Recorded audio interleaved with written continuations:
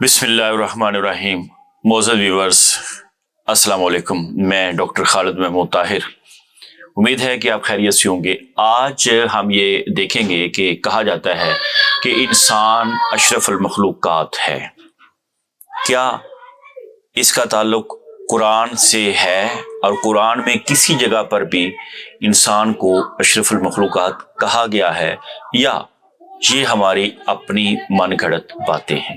اس موضوع کے اوپر ہم چھوٹی سی گفتگو کریں گے۔ تو قرآن کے مطابق انسان کو اشرف المخلوقات نہیں کہا گیا۔ پہلی بات واضح ہو گئی کہ قرآن کی روح سے انسان اشرف المخلوقات نہیں ہے۔ سب سے پہلے انسان کے لیے اشرف المخلوقات کا لفظ وکٹورین شعراء نے استعمال کیا، اور پھر اگلی بات یہ ہے کہ اگر ایسا ہے تو پھر انسان خود کو خدا کا شاہکار کیوں کہتا ہے؟ وہ کیوں کہتا ہے کہ انسان اشرف المخلوقات ہے؟ کیا وجہ ہے کہ وہ یہ بیان کرتا ہے کہ وہ مسجود ملائک ہے؟ کیا وجہ ہے کہ کہا جاتا ہے کہ فرشتوں سے بہتر ہے انسان بننا؟ اس کی بنیادی وجہ کیا ہے؟ اس کے بارے میں ہمیں سوچنا ہوگا۔ اور اگر ہم اس بات کا تفصیلی جائزہ لیں تو ہم حضرت آدم علیہ السلام میں پائی جانے والی خوبیاں اپنے اندر کتنی رکھتے ہیں؟ ایک سوال ہے۔ قرآن نے کہا تخلقوا باخلاق اللہ، تمہارے اندر خدا کے اخلاق کی جھلک پیدا ہونی چاہیے۔ جو خدا کی صفات ہیں وہ تمہارے من میں اتر جانی چاہیے۔ کیا آدم علیہ السلام کی جملہ صفات میں سے کچھ نہ کچھ حصہ ہمارے وجود کے اندر ہے؟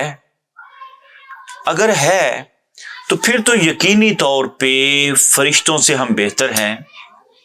مگر اشرف المخلوقات کا جو درجہ ہے، جو دیا جاتا ہے، سو کالڈ اشرف المخلوقات کہا جاتا ہے، اس کا کسی بھی حدیث کی کتاب میں اور قرآن کے اندر ایسا تصور موجود نہیں ہے۔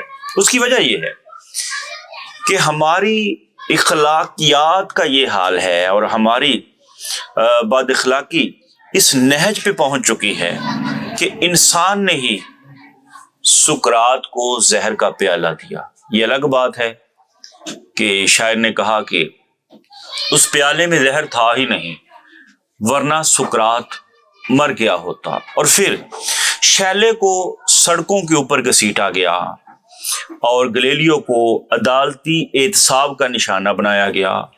یہ وہی اشرف المخلوقات قوم کے فرد ہیں جنہوں نے حضرت علامہ اقبال اور قائد اعظم کو کافر اعظم کہا، اور یہ وہی لوگ ہیں جنہوں نے حضرت عمر فاروق، عثمان غنی اور حضرت مولا علی کرم اللہ وجہ الکریم کو شہید کیا۔ ان ساری مثالوں کے بعد جب ہم دیکھتے ہیں کہ یہی انسان ہے جو خود کو اشرف المخلوقات کہتا ہے، اسی کی نسل نے سانحہ کرب و بلا وقوع پذیر کیا، جہاں پہ معصوم بچوں کو ذبح کیا گیا، کی لاشیں بکھری پڑی تھی۔ تو پھر ہم کیوں اس بات پہ باضد ہیں کہ ہم اشرف المخلوقات ہیں؟